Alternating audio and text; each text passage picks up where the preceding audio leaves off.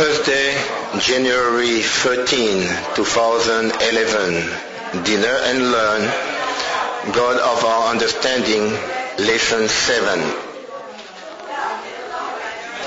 Good evening, everyone. Welcome to Judaism and Recovery. We're now studying the book God of Our Understanding, Jewish Spirituality and Recovery from Addiction. We're reading today chapter 5, The Steps We Took. Now, chapter 5 is giving a general overview of the steps. For us who are here tonight, we're all familiar with the steps, and there is a few gems in here that I guess we could point out. So we're going to read the chapter together, and starting next week, part 3, which is chapter 6, we're going to go in depth into the theological principles behind the steps. Now,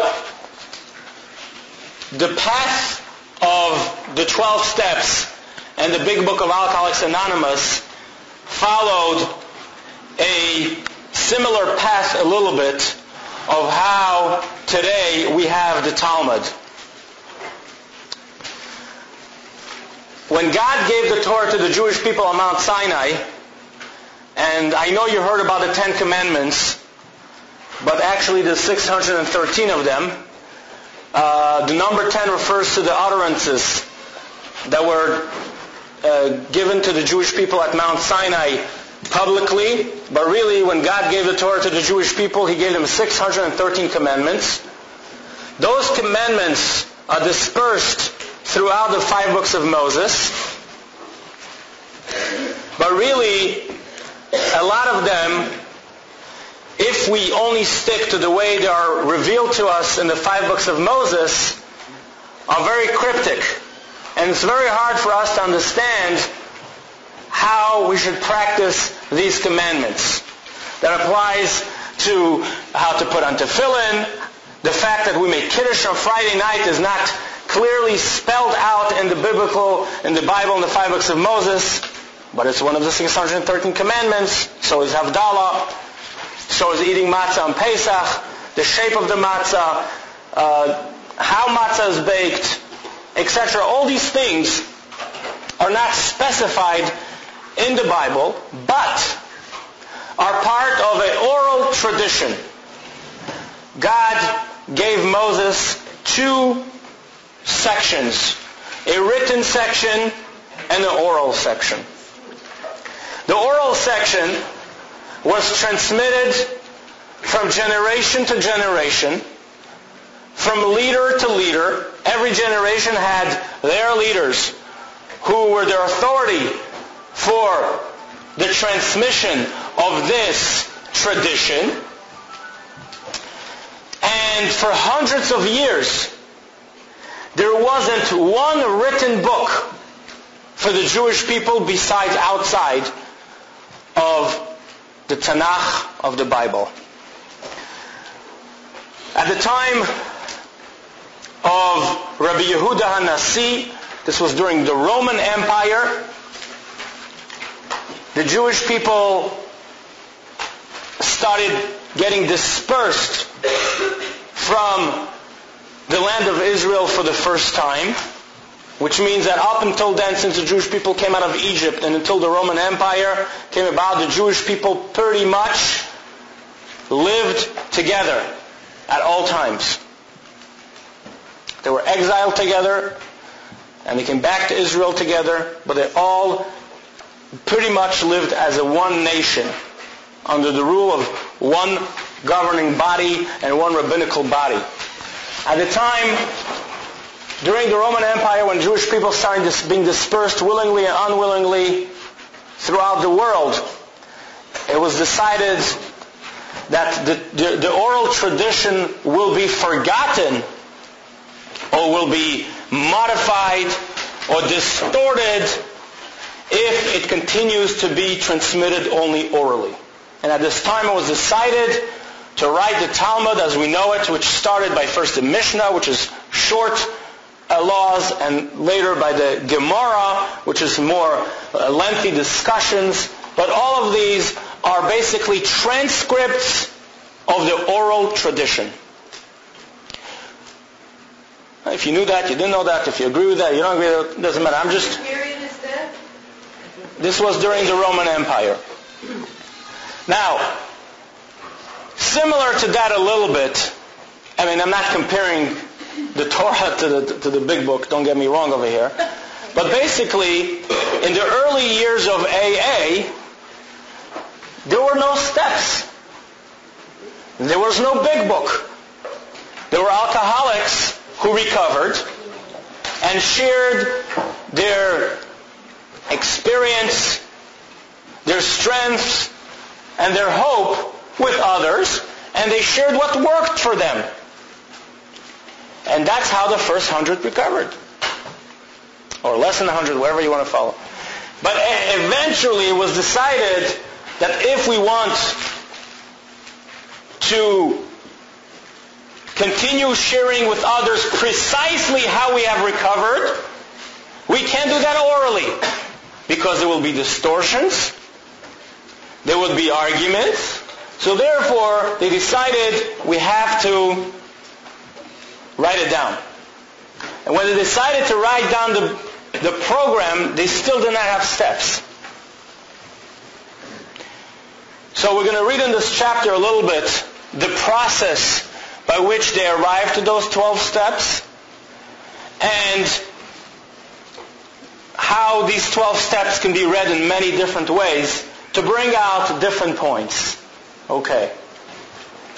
In the early years of AA, 1935 to 1939, before the big book was written, the fellowship practiced a handful of simple ideas that were handed down orally from one member to another. Essentially, they learned the program from one another and guided one another in its implementation. However, as the effectiveness of the program became established and the fellowship prepared to expand its horizons, it was deemed necessary to put the basic principles in writing so that even those who did not have the advantage of one-on-one contact with the original members would be able to grasp the program. Toward this end, the book was written. It was co-founder Bill Wilson, co-founder of AA, who was assigned the task of being the primary author, although, as it should already be clear, he was acting more as a scribe than as innovator. And like I said before, similar to what happened to us with our oral tradition, it wasn't someone who decided to author the Talmud. It was someone who compiled the Talmud based on all the knowledge that was available at the time. The program was ready in practice. It just needed to be put into the right words. When Bill got to the chapter called How It Works, he wanted to set out the basics of the program in a very simple format. And last week we talked about how it works, not why it works, which meant basically that it was tested and proven, and that's why we're following it. And the question is, how do we simplify it? When we act as human beings, it's very complex. When we experience things, it has emotional aspect to it, has logical aspect to it, has surrounding atmosphere that affect how we experience. There's a lot of things that are essential to our experience and a lot of things that just happen to be there.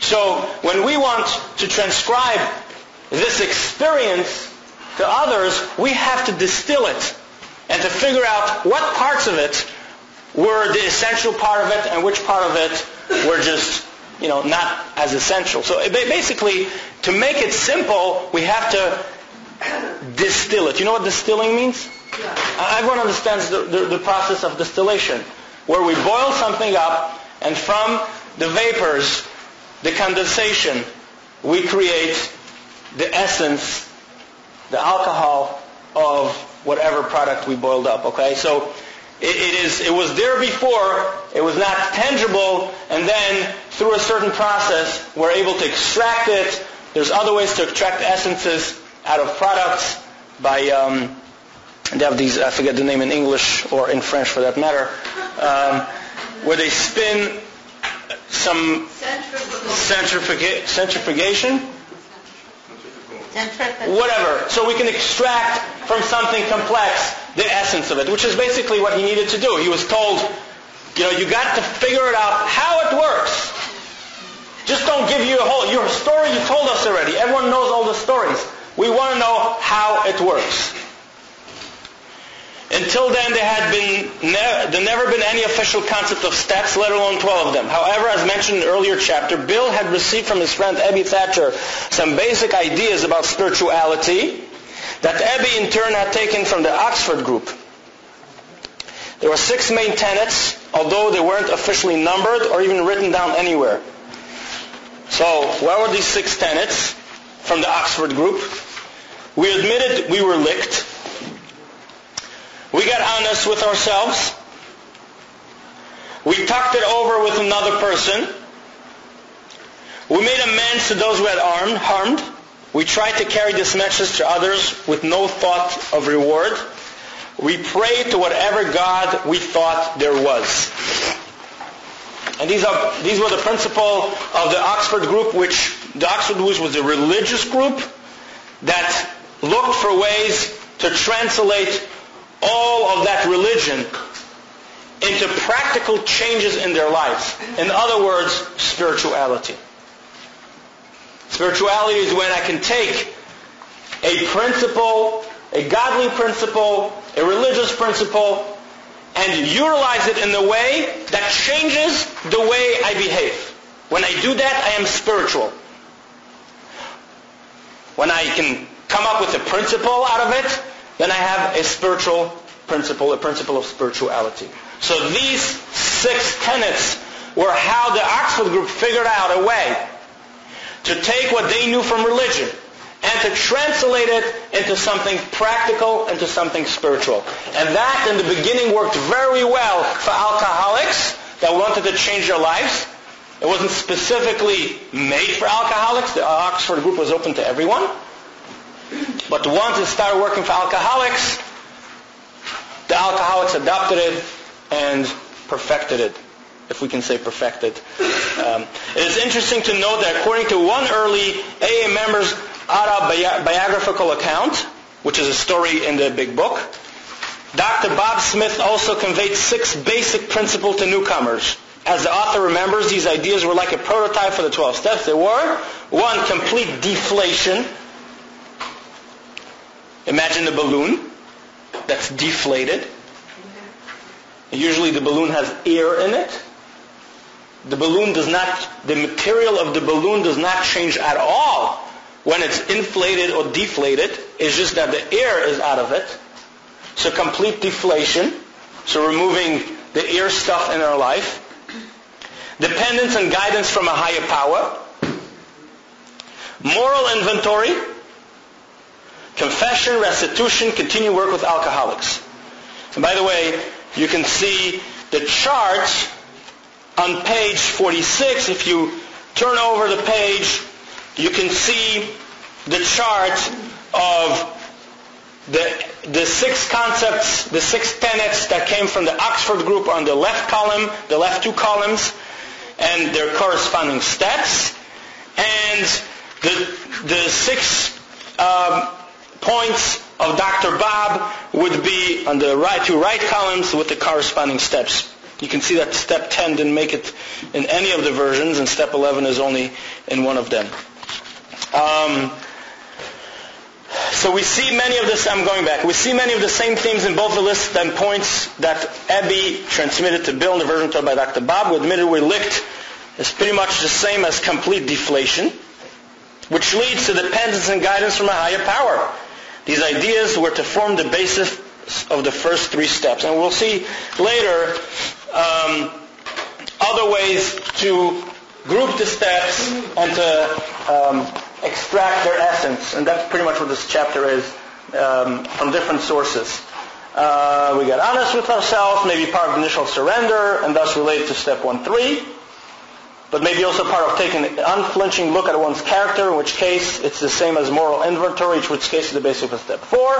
We talked it over with another person, the same as confession, which is the same becomes step 5 to 7. Made amends to those who had harmed is the same as restitution, which is the main idea of what we know today as B, step 8 and 9. We tried to carry this message to others with no thought of reward is the same as continue to work with other alcoholics, which is part of step 12. And you know, step 12 has 3 parts to it.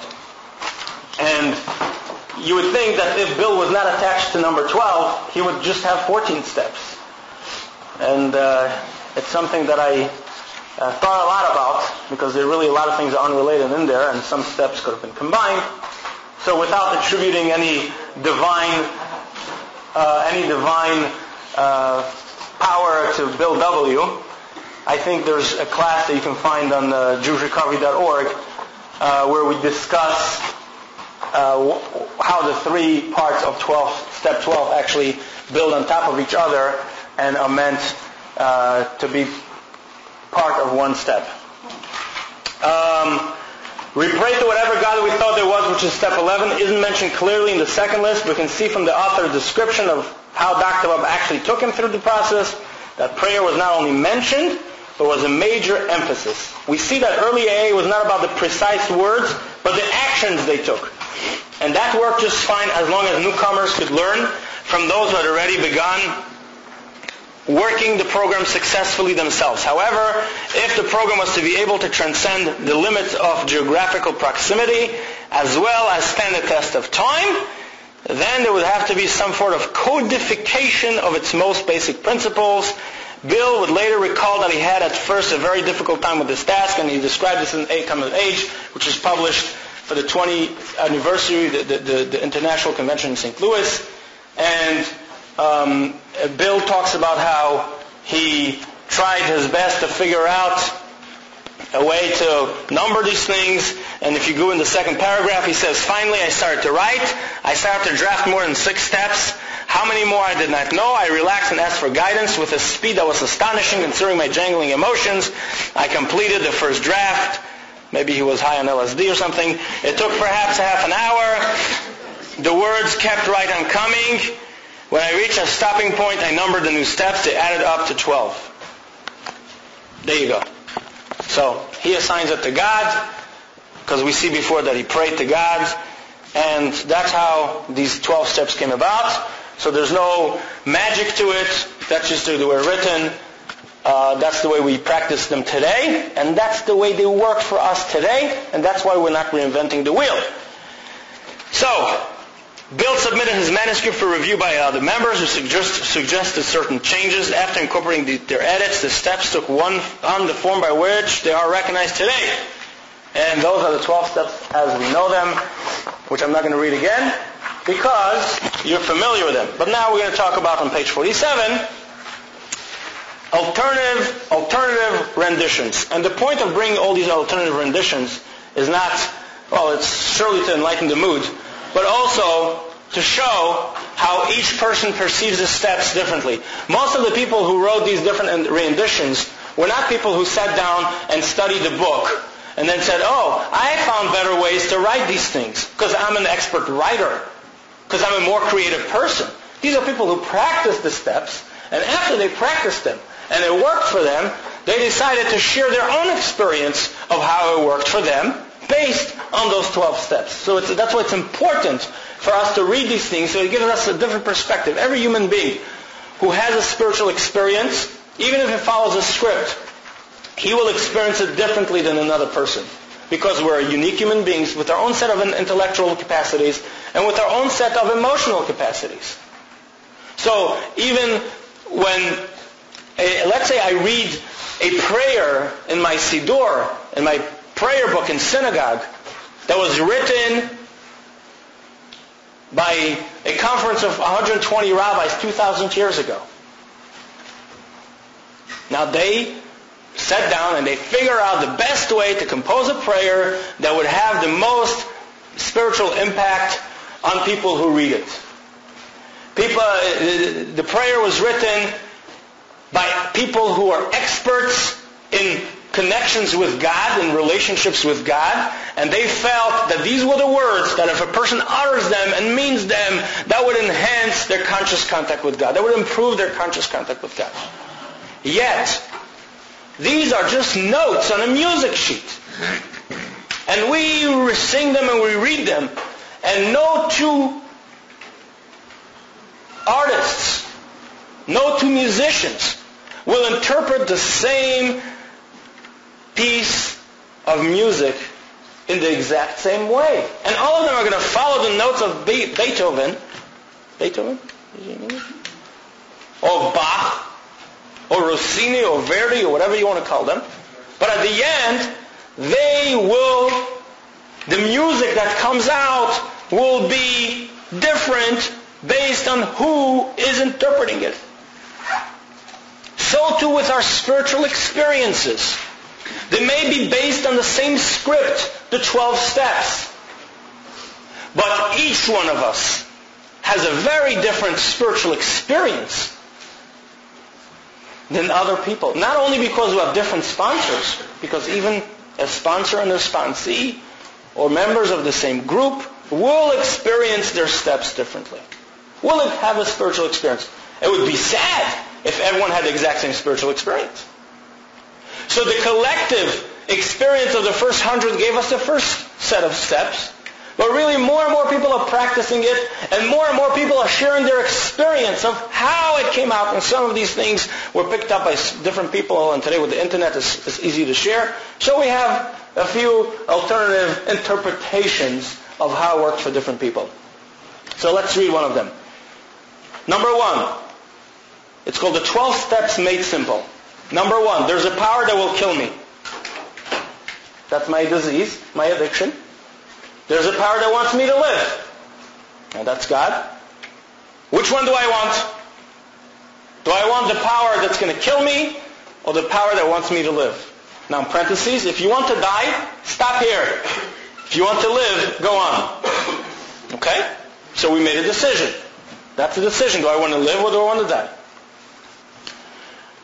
Step number 4, using examples from your own life, understand that selfishness, dishonesty, resentment, and fear control your actions.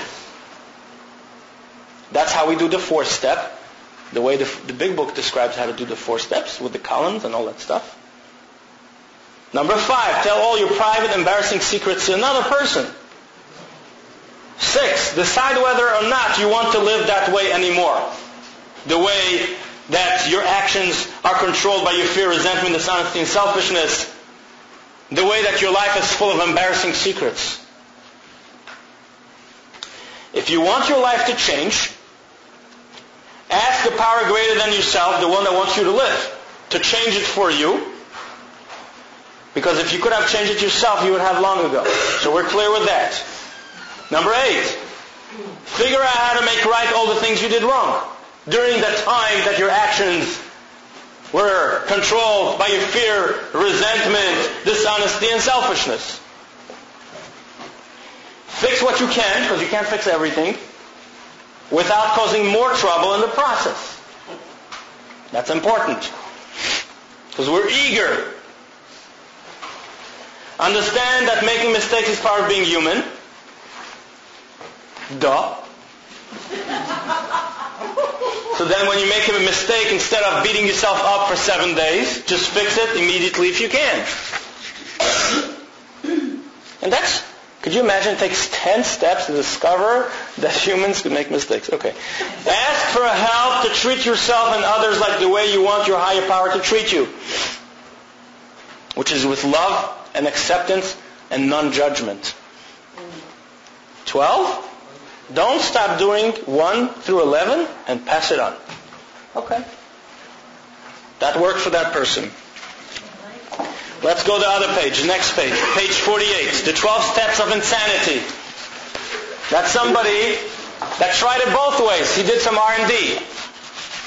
He tried the steps. A lot of times we say, when you're not sure what to do, you see what your character defects tells you what to do, and you do the opposite. A lot of things in our lives are polarized. The good is the mirror and flip image of the bad. So what happens if we don't do the steps, or we do the opposite of the steps? We will get insanity. Let's see how that works. Step number 1. We admit we're powerless over nothing. That we can manage our lives perfectly, and those of anyone who would let us. So not only we're powerful about our own lives, we can pretty much control other people too. And that's the opposite of step 1, which is, I have no control. Number 2, came to believe that there was no power greater than ourselves, and that the rest of the world was insane. I'm good. They're crazy. When I invited people to the lecture 2-3 weeks ago from Rabbi Taub, how to act reasonably happy and calm while people around you are acting insane. A lot of people said, oh, I know so many insane people. That would be great for them.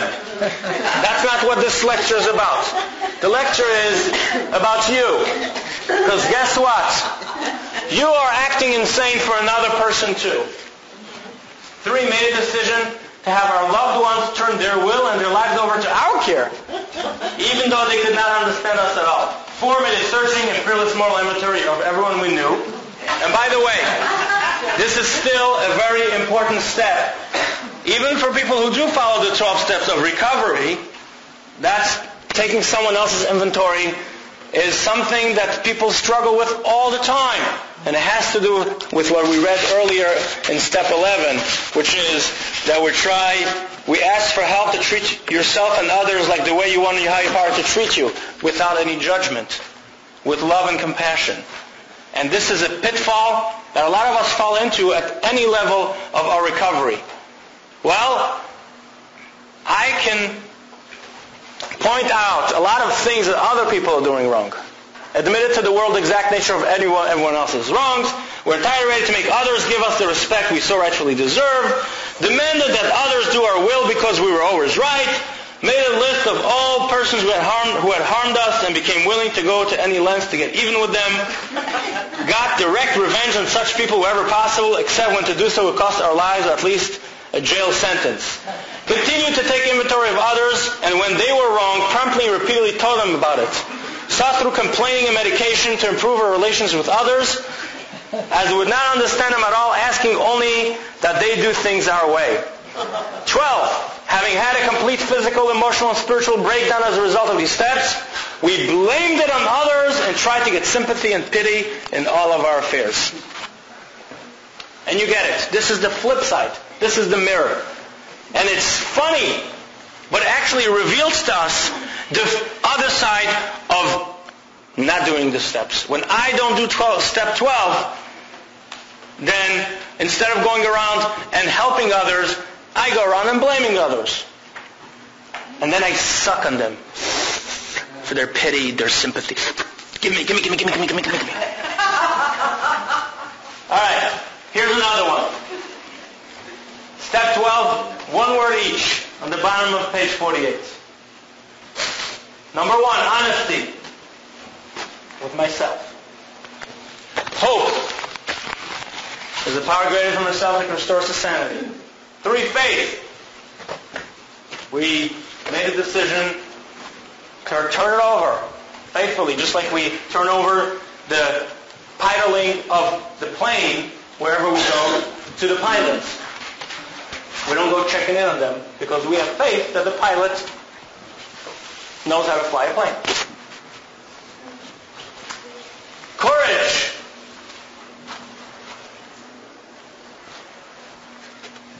Fearless inventory. That's courage. Truth, even when it's embarrassing. Willingness. Humility. I can't do it. I ask somebody else who could do it better, and I ask them to do it for me. Accountability. Justice. Integrity. Integrity. You should go online and go in Google and write define, semicolon, what's the 2 dots? Colon. Define, with no space, colon, integrity. And you will see there's 4 major definitions for integrity. I'm not going to get into it right now, but go there and see. God consciousness and service. Here's one more, 6 words. Trust God, steps 1 to 3. Clean house, steps 4 to 11. Help others, step 12. So let's boil these 3 down, basically. Trust God, clean house, help others. In that order, by the way. You can't clean house if you don't trust God. You can't help others if your house is dirty. Just the way it is. I'm reading on the bottom of page 49. In Jewish tradition, trust in God is called bitachon, which literally means confidence or security. In Hebrew, it also means insurance, bituach. When you buy insurance for something, then you don't have to worry about it anymore. When I rent a car and I decline the extra insurance, I'm shaking for the whole 3 days. I'm saving $10. That's crazy. That's crazy. That's insane. Why would I want to worry about it if I can get insurance? And then I don't have to worry about it. I'm covered 100%. Well, insurance covers you. It's a metaphor. So, trust God unless you just want to worry about it all the time. If you want to do the worrying, go ahead. If it works for you, hey. It means that one trusts in God to the extent that one feels certain that everything will be taken care of in the best possible way. There's a certainty to it. Number 2, house cleaning is known as cheshbon hanefesh. Literally, spiritual stock taking. This includes the process of honestly appraising one's character and becoming willing to rectify one's faults. One cannot grow spiritually. One cannot conduct business without knowing what's in stock, what people are buying, what people are selling, what causes me to make money, and what causes me to lose money. I can't run a business like this. I can't run a spiritual program without knowing my assets and my liabilities. Period. And steps 4 to 11 are there to increase my assets or the importance of my assets, the knowledge of my assets, and decrease the force of my liabilities by recognizing what they are and finding solutions for them. Helping others is the concept of tzedakah, often mistranslated as charity, but really meaning justice.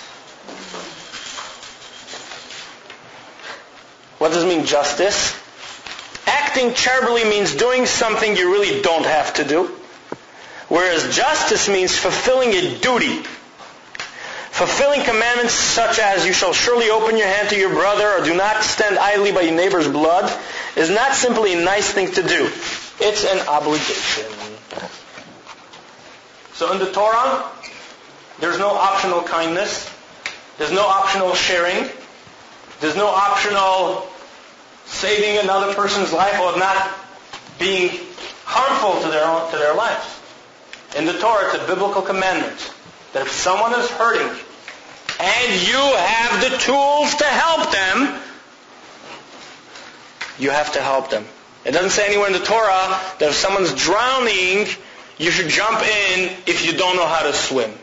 And that's an important distinction. That's why the chapter in the big book of helping others is essential to read and understand and discuss with others who have gone through it before we attempt to jump in the water.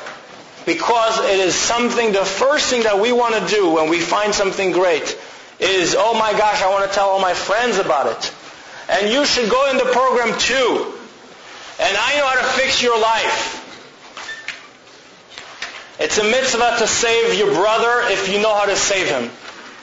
If you will die in the process, then it's not a mitzvah. It's just the opposite of it. So we'll discuss more about that when we talk about step 12. Next week we'll start the third portion of this book, which is going to go a lot deeper than we've done until now. And I suggest you might want to read the chapters in advance just to familiarize yourself with some of the concepts. Thank you very much.